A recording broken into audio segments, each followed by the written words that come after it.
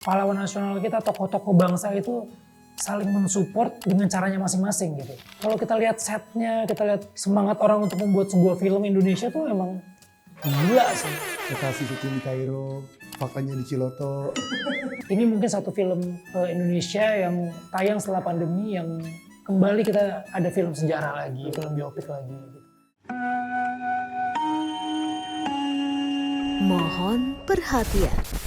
Eits, sebelum nonton, subscribe dan nyalain loncengnya. Biar makin asik. Selamat nonton. Halo Sobat 21, saya Vino Bastian. Saya berperan sebagai Buya Hamka dalam film Buya Hamka. Dan saya Alfie Alfandi berperan sebagai Dadang di film Buya Hamka.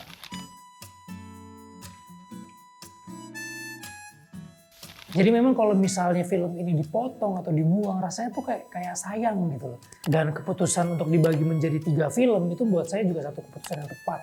Ini aja nggak semua kisahnya kita masukkan, tapi dengan kisah yang ini aja pun rasanya kayak sayang untuk dibuang gitu. Jadi buat saya film ini besar itu juga bukan hanya dari durasinya, bukan hanya dari production value-nya, bukan dari budgetnya aja, bukan dari pemain-pemain aja, tapi punya konten atau nilai value yang sangat inspiratif banget gitu. Bukan cuma hanya yang bisa ditonton oleh orang-orang yang penggemar Buya Hamka sekalipun, tapi orang-orang yang tidak mengenal Buya Hamka sekalipun saya rasa akan jatuh cinta ketika menonton film ini dengan Buya Hamka.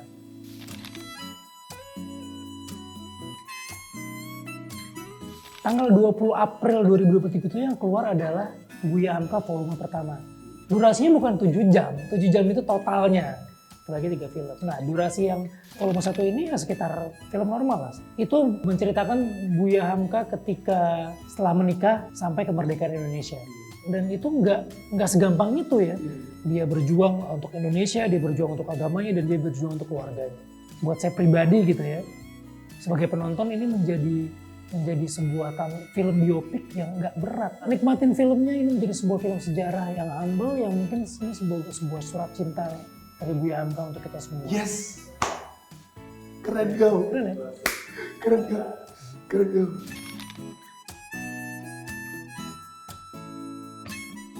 Itu juga pertanyaan sebetulnya ketika ditanyain kepada keluarga, kenapa saya gitu. Keluarga ini bilang, kita tidak mencari yang 100% mirip karena tidak akan pernah ada. Tapi kita mau cari adalah bagaimana seorang aktor ini bisa menerjemahkan pemikiran-pemikiran seorang Buya Hamka bukan cuma untuk orang yang tahu Buya, tapi justru generasi-generasi yang tidak tahu Buya, agar tongkat estafet perjuangan Buya itu bisa sampai ke generasi berikutnya. Nah dari situlah saya mulai menggali gitu, gimana sih karakter Buya. Lewat tulisan-tulisannya itu terlihat bahwa ketika masih muda, seorang Buya Hamka itu begitu berapi-api gitu menulis. Agak sulit sekali gitu melakukan improvisasi, terutama pada bagian-bagian ceramah dan bagian-bagian fakta gitu. Hal-hal yang nggak pernah diungkapin oleh Buya gitu. Jadi memang sebisa mungkin apa yang disampaikan oleh karakter saya melalui Buya Hamka ini adalah kata-kata yang pernah disampaikan. Banyak hal yang gue lihat dari sosok lu nih bawain Buya, apalagi yang ketika di Muhammadiyah Medan. Menggebu orasi, berpendirian tetap, punya prinsip, itu dia. Bener kata keluarganya Buya, gak butuh yang mirip. Dibutuhkan apa? Punya pola pikir yang sama. Sehingga bisa mengenalkan kepada orang sosok Buya Hamka, dan dia berhasil.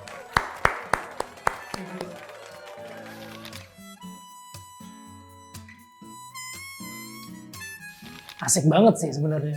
Lokasinya itu di Padang, di Sumatera Barat aja itu banyak banget. Di Maninjau, Payakumbuh, Bukit Tinggi, Kota Padang. Terus kita pindah lagi ke Tegal, ke Jakarta, Puncak, sampai akhirnya ke Mesir. Nah di lokasi-lokasi itu memang banyak cerita-ceritanya gitu. Karena perjalanan Hamka ini kan panjang.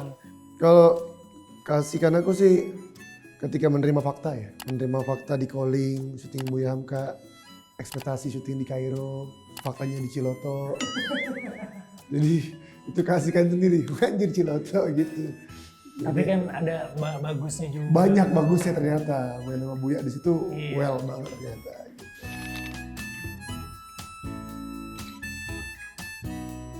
Kejadian kok, maksudnya bukan gue ya, tapi ada orang nih, kagum mau orang tangkap orangnya. Dia bilang, gila ini bukan mau gue, ini mau atasan gue. Tapi dia di sosok orang yang dicintai itu tegas dan tegar. Sama seperti Dadang, coba bedanya Dadang tidak mampu membendung kecintaan dia kepada Buya Hamka. Karena Dadang minta maaf sama Buya dan gila ya. Buya maafkan segitu pelongnya. Dan seflip itu bisa menjadi teman, sahabat, orang tua buat Dadang.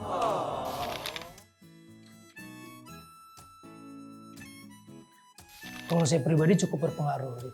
Cukup berpengaruh dalam arti gini. Ternyata ketika membaca kisah sejarahnya seorang Buya Hamka, kita merasa kecil banget ya. Buya Hamka pada zaman itu membagi dirinya sebagai seorang ulama, sebagai pejuang nasional, sebagai kepala rumah tangga, sebagai sastrawan, sebagai jurnalis yang multidimensi itu masih bisa gitu. Ini menjadi bahan renungan sih sebetulnya buat gue pribadi, sekaligus teguran gitu. Kalau tidak bisa berbuat untuk bangsa, paling nggak untuk keluarga. Kalau tidak bisa merubah seseorang, rubahlah diri kita sendiri. Setelah mainkan ini, banyak ide-ide yang muncul di kepala untuk menggebrakan di kalangan anak muda di zaman sekarang. Dan lo jadi udah ngelakuin itu ya, Vi? Ya, udah ngelakuin itu.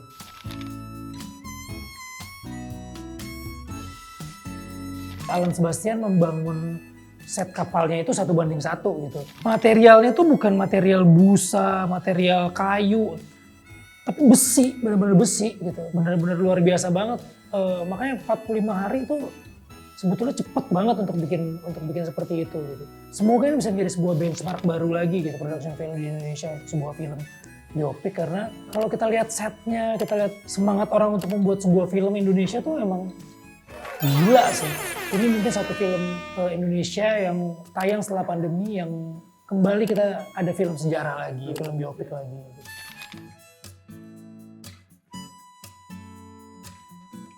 Kalau misalnya menurut saya memang dulu adalah para pejuang kita itu semua bersatu. Pahlawan nasional kita, tokoh-tokoh bangsa itu saling mensupport dengan caranya masing-masing gitu. Nah kebetulan tokoh-tokoh yang sebelum Hamka difilmkan ini sudah pernah punya filmnya masing-masing. Dan akan menjadi menarik kalau tokoh-tokoh tersebut diperankan oleh aktor yang memang punya filmnya gitu. Udah kayak Avengers, udah kayak Hamka Cinematic Universe gitu.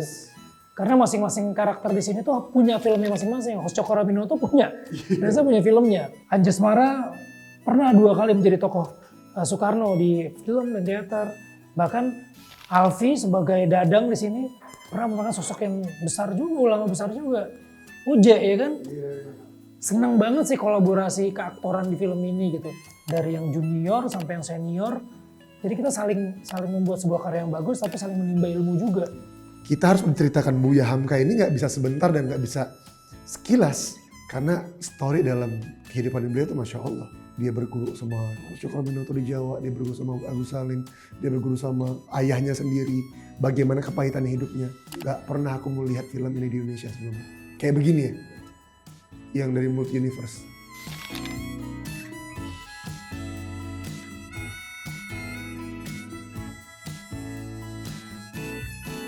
Sobat 21 makin berkah, jangan lupa nonton film Buya Hamka tanggal 20 April 2023 di seluruh bioskop 21 dimanapun kalian berada. Asik kan videonya? Jangan lupa like, subscribe, dan komen ya. Sampai jumpa di video selanjutnya.